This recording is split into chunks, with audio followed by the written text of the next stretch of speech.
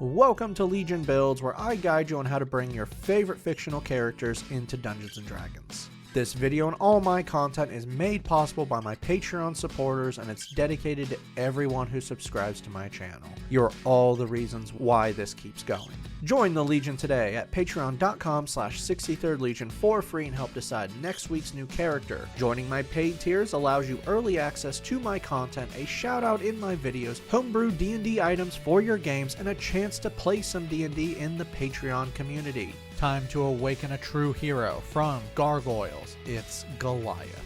In ancient times, a clan of gargoyles known as the Wyvern clan protected a Scottish castle and territory, and the leader of this clan was Goliath. Goliath was the strongest and wisest of the clan, forming an alliance with the humans for mutual protection, as all gargoyles must turn to stone as the sun rises. But tragedy struck.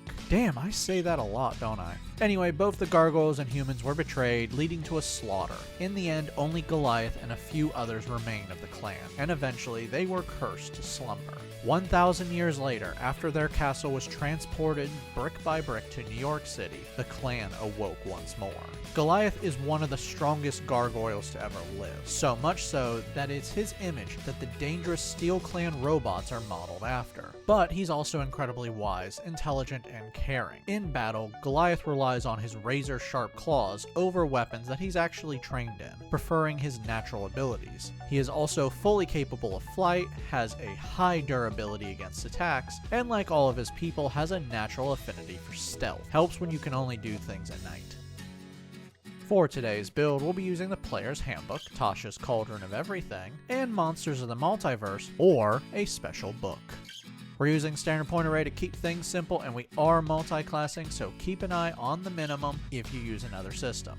Make Strength 15, Con 14, Dex 13, Intelligence 12, Wisdom 10, and we're going to be dumping Charisma with an 8, which is completely wrong, and we'll be fixing this. Goliath is a gargoyle, a large winged beast humanoid, and I know just what I want to use. Stoneborn from the Crooked Moon are gargoyles for D&D, but it's not an official Wizards of the Coast book, so you might not get to use it. Don't worry, I'll explain what you can use to just reskin and create a gargoyle.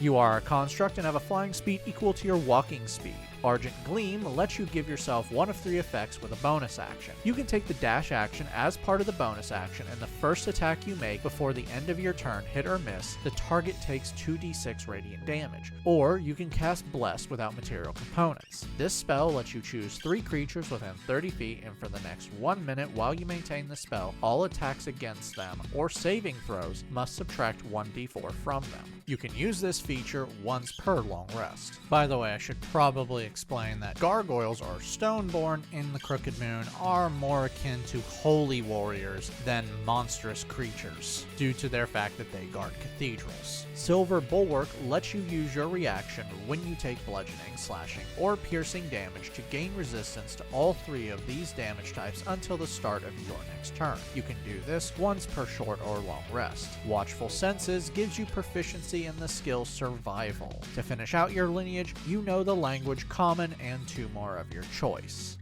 If you can't use Crooked Moon, use Monsters of the Multiverse and grab an Aarakocra, a large winged beast humanoid that will work. Now, Aarakocra are birds, so you're gonna have to reskin it to be a gargoyle. But once you reskin it, they can fly and have claws, and eventually will be able to create wind with their wings. Me personally though, I'm just going to use the Stoneborn. For background, place +2 into Charisma and +1 into Strength. For your origin feat, Tough gives you double your current character level in HP, then adds +2 HP to every level after. For skills, grab Stealth and Persuasion. To finish out your background, take a proficiency in a tool that you want. Level 1 Barbarians begin with 2 skills. Take Athletics and Intimidation. You are proficient in all weapons, light and medium armor, shields, and the saving throw Strength and Con. Unarmored Defense gives you a better AC when not wearing armor. Now your AC is 10 plus your Dex modifier plus your Con modifier. Rage unleashes your true strength. Now when not wearing heavy armor, you can use your bonus action to become enraged. When you are enraged, you have advantage on strength checks and strength saving throws. You deal deal more damage with strength-based attacks, which will be +2 damage, and you have resistance to piercing, slashing, and bludgeoning damage. You also can't cast spells or maintain them. Your rage lasts until the end of your next turn, and it will end early if you don't maintain it, you are incapacitated, or you don heavy armor.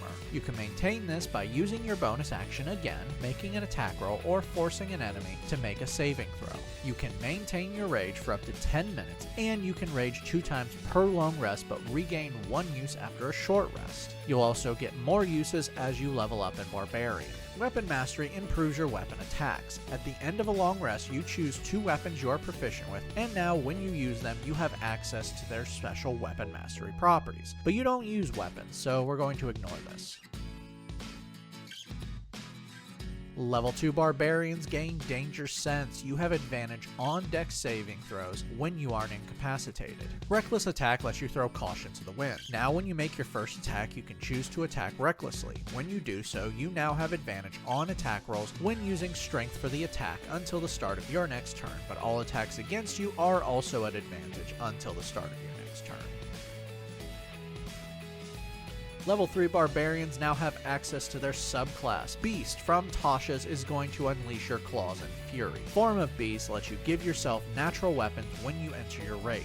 These weapons count as simple melee weapons and use your strength modifier for attack and damage. For you, claws give you 2 sets of razor sharp claws that deal 1d6 slashing damage, and when you take the attack action, you can make 2 attacks with both sets of claws using your first attack. Primal Knowledge improves your skills by making them strength-based, even though they aren't. First, you gain a new skill from Barbarian, Grab Animal Handling, and then when you rage, several of your skills now will use strength for their modifier. These skills are Acrobatics, Intimidation, Perception, Stealth, or Survival. You now have 3 rages per long rest. Level 4 Barbarians earn our first ability score improvement. Start raising strength from our attack and damage. You now have up to 3 weapon masteries. Level 5 Barbarians learn extra attack. You can now attack twice with a single attack action. Fast movement increases your speed when not wearing heavy armor, bringing your total speed to 40 feet. You've hit character level 5, bring your proficiency bonus to +3. Level 6 Beast Barbarians unlock Bestial Soul. Now when you finish a short or long rest, you can grant yourself a free feature until you finish another short or long rest. For you, give yourself a climbing speed equal to your walking speed and the ability to climb any surface, including upside down with no checks. I know you can fly, but in the cartoon, you can do this as well. Also, your claws will now ignore resistances to slashing damage. You now have 4 rages per long rest. Level 1 fighters begin with a fighting style feat. For this feat, blind fighting gives you blind sight out to 10 feet. Second wind lets you shrug off damage by healing yourself with a bonus action by 1d10 plus your fighter level. You can do this twice per long rest but regain 1 use after a short rest. Weapon mastery is the same and this does not stack, you just get the better of the 2. Right now they're actually matching, but fighter will eventually get more weapon masteries, but once more, you don't use weapons. Level 2 fighters receive Action Surge. You can give yourself a free action once per short or long rest, but can't cast spells with this. Tactical Mind lets you use your second wind when you fail a skill check, adding the d10 to the check, and if you still fail, you don't burn the use of second wind. Level 3 fighters now have access to their subclass. Battle Master from the player's handbook is what all warriors attempt to be. Combat Superiority grants you superiority dice. These are 4d8s between long rests that you use to perform special maneuvers. If any maneuver requires a save, the DC is based on your strength or dex, your choice. I'd go with strength though. You're starting out with 3 maneuvers. Student of War gives you free skill from fighter and an artisan tool of your choice. Grab the skill history and any artisan tool you wish. For maneuvers, lunging attack costs 1 superiority dice, which lets you dash as a bonus action, and if you move at least 5 feet in a straight line and make a melee attack, you add the superiority dice to the damage. Menacing attack costs 1 superiority dice, and when you hit a creature with an attack, you add the superiority dice to the damage and then force a wisdom save. If they fail, they gain the frightened condition until the end of your next turn. Ambush costs 1 superiority dice, and you can add the the superiority dice to a stealth check or initiative roll. Your character level 9, raise your proficiency bonus to +4.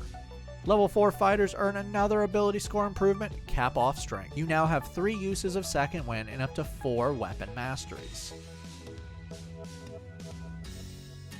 Level 5 fighters gain tactical shift. This allows you to move up to half your speed when you use second wind, and this movement doesn't provoke an attack of opportunity. You also get extra attack here, but it doesn't stack. Level 6 fighters earn another ability score improvement, start raising con for more health and AC. Level 7 Battlemaster fighters get know your enemy. Now with a bonus action, you can target a creature within 30 feet of you and learn their damage immunities, resistances, and vulnerabilities. You can do this once per long rest or by burning a superiority dice. Speaking of which, you now have 5 superiority dice. For your new maneuvers, Commanding Strike costs 1 superiority dice, and when you attack, you can sacrifice one of your attacks to command an ally to attack instead. When you do so, choose one willing creature you can see or hear, and then they can use their reaction to make one attack and add the superiority dice to the damage if they hit. Sweeping Attack costs 1 superiority dice, and when you hit with an attack, you can attack a creature within 5 feet of the first target using the original attack roll. If you hit with this attack, you deal the superiority dice in damage. You're now character level 13, make your proficiency bonus +5. Level 8 fighters earn another ability score improvement, raise con again. Level 9 fighters unlock Indomitable. You can now re-roll 1 failed saving throw per long rest. Tactical Master lets you change the weapon mastery property to weapons you've chosen. Now you don't use weapons, but we'll still go over this. For what you can change these to, Push pushes a creature back you've hit with this weapon by 10 feet. Slow reduces the speed of a creature you've hit by this weapon by 10 feet, but it can never be lower than 10 feet. Sap gives a creature hit by this weapon disadvantage on their next attack before the start of your next turn.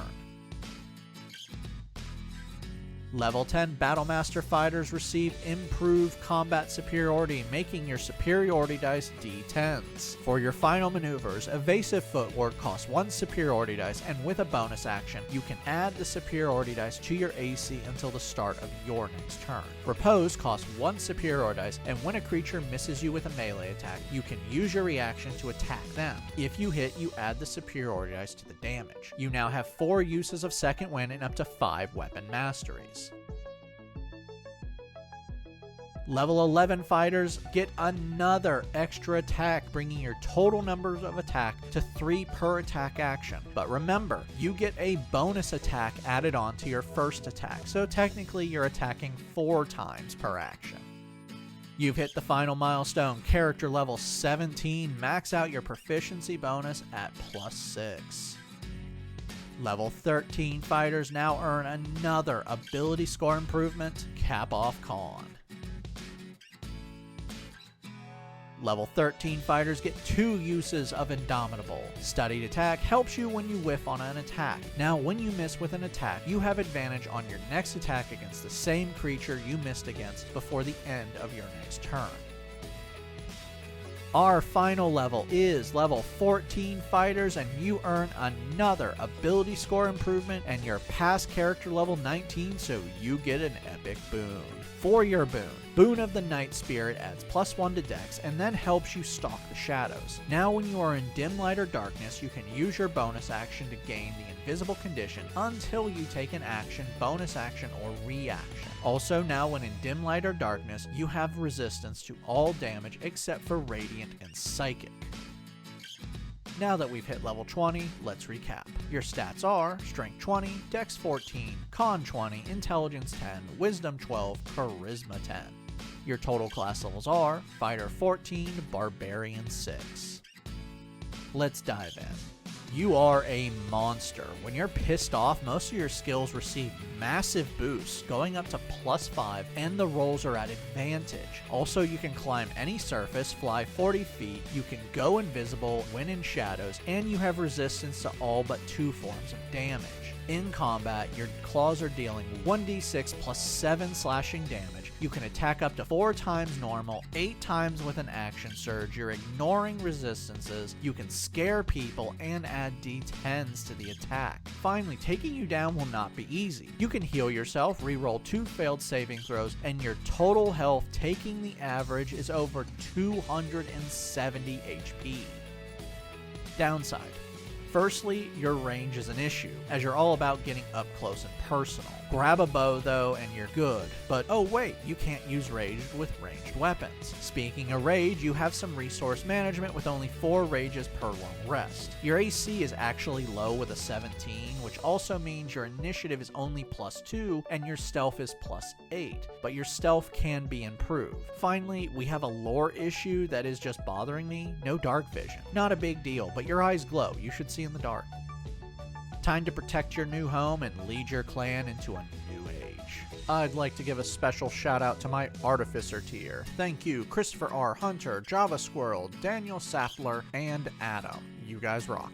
Make sure to like and subscribe to not miss a single new build each week on YouTube and Spotify. And make sure to check out my Patreon where you can help decide next week's new character.